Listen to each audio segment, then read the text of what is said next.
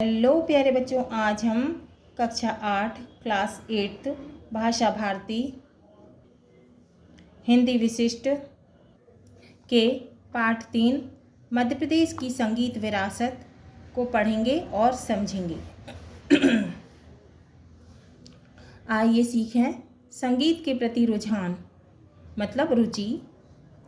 मध्य प्रदेश के संदर्भ में संगीत और संगीतज्ञों की जानकारी, सामासिक शब्दों का अभ्यास, संधि की पहचान, संधि से संबंधित कुछ शब्द। अब है पाठ का परिचय। मध्य प्रदेश में भारतीय संस्कृति को अक्षुण्ण बनाए रखने का भागीरथ प्रयास किया गया। अक्षुण्ण का अर्थ होता है अखंड, अखंड का अर्थ बिना टूटा हुआ। संगीत भारतीय संस्कृति की आत्मा है। संगीत जो है वो भारतीय संस्कृति की क्या है? आत्मा है।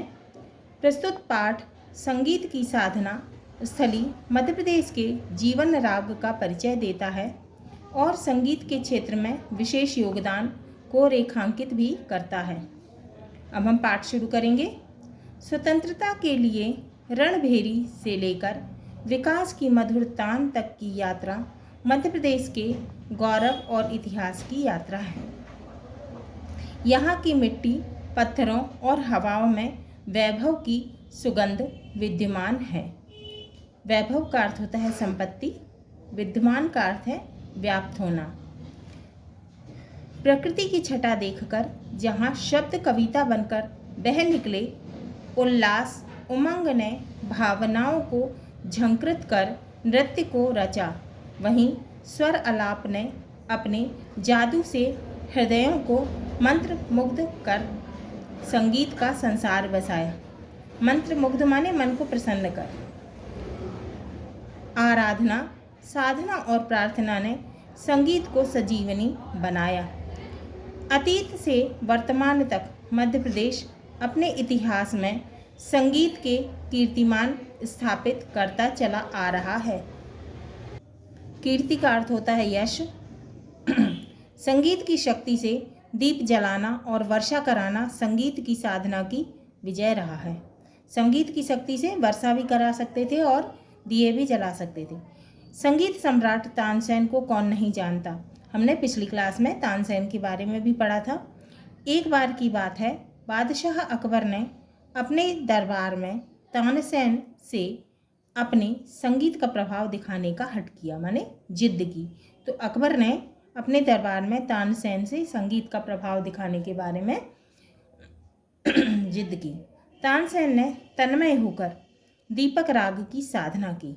तो तानसेन ने एकाग्र होकर दीपक राग की साधना की। धीरे धीरे स्वर आलाप सिद्ध होते गए। धीरे धीरे स्वर जो है उनका सिद्ध हो गया और देखते ही देखते दरबार में रखे दीप जल उठे, माने दिए जल गए। 16वीं सदी के महान गायक तानसेन का जन्म ग्वालियर के पास स्थित बेहट ग्राम में हुआ था। तो तानसेन का जन्म कहाँ हुआ था? ग्वालियर के पास स्थित बेहट गांव में। स्वामी हरिदास उनके गुरु थे। स्वामी हरिदास कौन थे? तानसेन जी के गुरु थे। एवं बैजू बावरा उनके गुरु भाई थे। तो बैजू बावरा कौन थे? तानसेन जी के गुरु भाई। मध्यकालीन भारत में संगीत की अनूठी परंपरा रही है। यह परंपरा ग्वालियर घराने से प्रारंभ हुई। ग्वालियर के राजा मान सिंह तोमर ध्रुपद गायन के प्रणेता और संगीत प्रेमी थे। प्रणेता का अर्थ होता है रचनाकार। ग्वालियर मध्य प्रदेश में अखिल भारतीय तानसेन समारोह का 3 दिवसीय आयोजन किया जाता है। तो मध्य प्रदेश के ग्वालियर में जो है अखिल भारतीय तानसेन समारोह का 3 दिवसीय माने 3 दिवस का 3 दिन का आयोजन किया जाता है। यह आयोजन संयुक्त रूप से समाधि स्थल ग्वालियर और उनके जन्म स्थान बेहट में किया जाता है। किनके जन्म स्थान? तानसेन जी के। तानसेन संगीत की दुनिया के सम्राट कहे जाते हैं। तो संगीत के सम्राट किसे कहा जाता है? तानसेन को। शास्त्रीय संगीत के क्षेत्र में दरबारी, तोड़ी, मियाँ मल्हार और मियाँ की सारंग आदि अनेक राग रागनियों की रचना तानसेन ने की थी। तो किस किस की रचना तानसेन ने की थी? कौन कौन सी राग रागनियों की रचना तानसेन ने की थी? दरबारी, तोड़ी, मियाँ मल्हार और मियाँ की सारंग। तानसेन ने संगीत की जो तान छेड़ी वह आज भी हमारी धड़कनों में बसी हैं। उनकी उपलब्धियाँ सृजन यश के रूप में आज भी जीवंत हैं, माने जीवित हैं। संगीत की महागंगा तानसेन के बेहट से ग्वालियर होती हुई मैहर को भी पावन करती है, माने पवित्र करती है। मैहर की शारदा भवानी का पुण्य तीर्थ, तो मैहर की जो शारदा माता हैं उनका जो पुण्य तीर्थ है प्रसिद्ध, प्रख्यात का अर्थ है प्रसिद्ध, सरोद वादक उस्ताद अलाउद्दीन खां को पाकर संगीत का तीर्थ हो गया। तो अलाउद्दीन खां कौन थे? सरोद वादक थे, प्रसिद्ध, प्रख्यात माने प्रसिद्ध। सरोद की खनक से उत्पन्न गीतों की सुरमय ध्वनियाँ आज भी उस्ताद की याद दिलाती हैं। विदेशों तक अपने संगीत की पताका मैहर बैंड के माध्यम से आज भी फहरा रही है। उनकी स्मृति में, माने स्मृति माने याद में, तो उनकी स्मृति में अलाउद्दीन खां संगीत अकादमी की स्थापना की गई। उनकी याद में किसकी स्थापना की गई? अलाउद्दीन खां संगीत अकादमी की। ऋषि मुनियों और साधकों की हजारों वर्ष की तपस्या एवं परिश्रम का प्रतिफल है। परिश्रम यानी मेहनत, परिश्रम का अर्थ मेहनत है ना, तो प्रतिफल है संगीत। तो ऋषि मुनियों और साधकों की बहुत सालों की तपस्या है ना एवं मेहनत का प्रतिफल, फल क्या है? संगीत। संगीत कहा जाता है। कहा जाता है कि जिस समाज में कला का स्थान नहीं होता वह समाज भी प्राणहीन हो जाता है। मतलब जिसके प्राण नहीं हो, प्राणहीन का अर्थ है जिसमें प्राण नहीं हो। जिस समाज में कुमार गंधर्व जैसे संगीत प्रेमी पैदा हो जाते हैं वह देश धन्य हो जाता है। कुमार गंधर्व का वास्तविक नाम, तो कुमार गंधर्व का वास्तविक नाम क्या था? सिद्धराम कोमकली था। आपने पंडित B.R. देवधर से संगीत की शिक्षा प्राप्त की। तो कुमार गंधर्व जो थे उनने किससे शिक्षा प्राप्त की थी? पंडित B.R. देवधर से। 7 वर्ष की अल्पायु में ही वे बाल गायन के रूप में विख्यात हो गए। अल्पायु माने कम आयु, छोटे से थे वो, 7 वर्ष की उनकी उम्र थी तब वो बाल गायक के रूप में, विख्यात का अर्थ होता है प्रसिद्ध, तो वो प्रसिद्ध हो गए थे। कुमार गंधर्व ने जहाँ मालवी गीतों को राग दरबारी ढंग से गाकर आयाम दिए, वहीं सूर, तुलसी, कबीर और मीरा के पदों को गाकर उन्हें जन सामान्य तक स्वर सरिता के माध्यम से प्रेषित किया। प्रेषित किया माने पहुंचाना। तो उन्होंने क्या किया? सूरदास जी, तुलसीदास जी, कबीरदास जी और मीराबाई के पदों को गाकर उन्होंने जन सामान्य माने लोगों तक पहुंचाया, है ना। राग मालवती, लगन गंधार, सहेली, तोड़ी और गांधी मल्हार रागों की रचना की। अनूप राग विलास नामक पुस्तक लिखकर संगीत प्रेमियों को संगीत की सीख भी दी। तो उन्होंने कौन सी किताब लिखी थी? अनूप राग विलास। संगीत सेवा हेतु आपको पद्म भूषण, पद्म विभूषण, कालिदास सम्मान और शिखर सम्मान से विभूषित किया गया। उन्हें कौन कौन से सम्मान मिले थे? पद्म भूषण, पद्म विभूषण, कालिदास सम्मान और शिखर सम्मान। देवास में प्रतिवर्ष कुमार गंधर्व संगीत समारोह का आयोजन होता है। देवास में किसका आयोजन होता है? हर साल, प्रतिवर्ष माने हर साल कुमार गंधर्व संगीत समारोह का आयोजन होता है। तो ये है कुमार गंधर्व, है ना। और ये कौन है? तानसेन जी, है ना। ये लिखा भी है स्वर सम्राट तानसेन, है ना।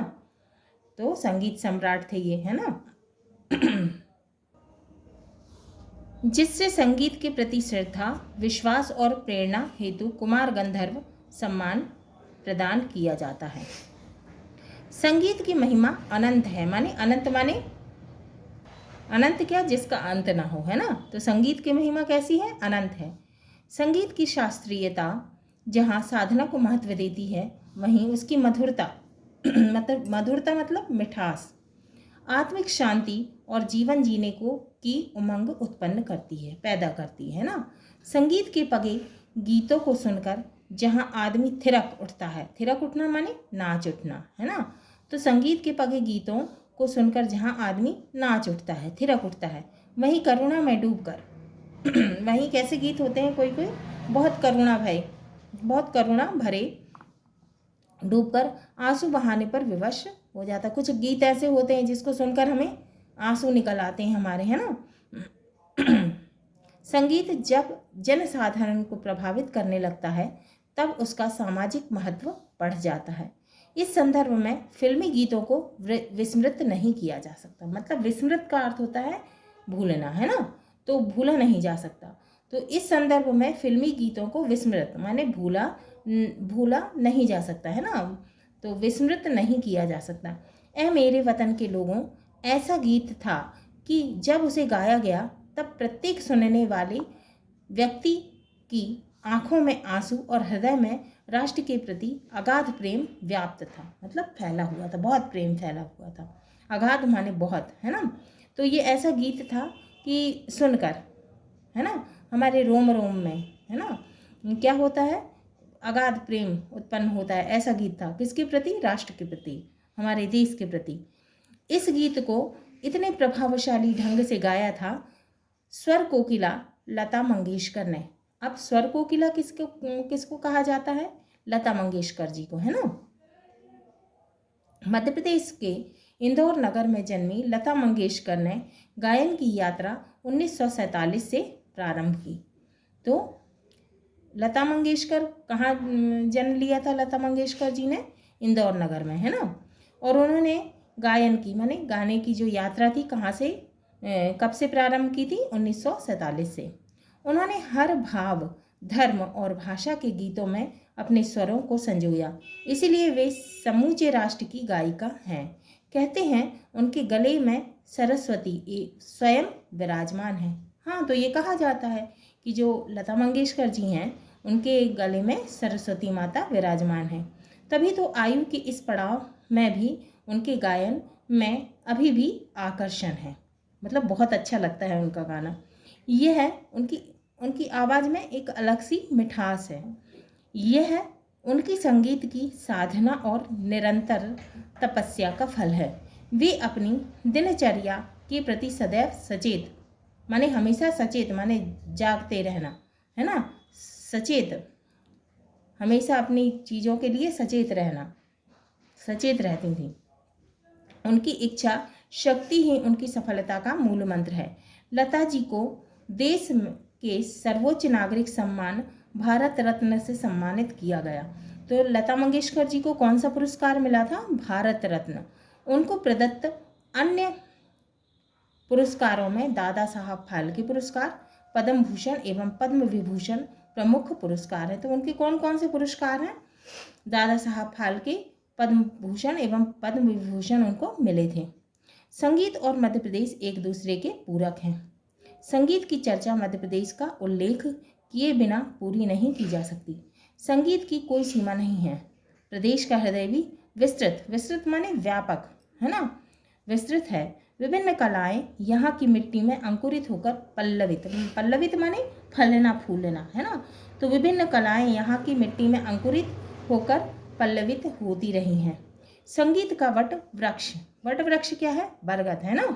तो संगीत का वट वृक्ष यहाँ स्वर प्रेमियों की छाया और सहृदय जनों को सुरभि प्रदान कर रहा है। तो ये हैं, कौन है ये, स्वर कोकिला लता मंगेशकर जी, है ना। तो ये गायिका है ना, कौन है ये, लता मंगेशकर जी।